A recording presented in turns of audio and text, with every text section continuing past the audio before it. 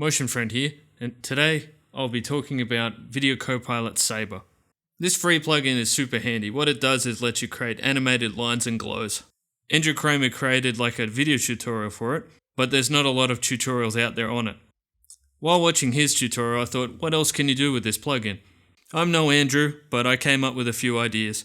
This isn't one of those click here and you'll get this result type tutorials. This is more a what if you use these things type tutorial. So things I tried, making little motion trails, using it as a transition, using 3D depth, using expanding masks, using the type animation presets, and using motion blur. All these sort of things might give you some ideas. I'll link below my project file just in case you're interested.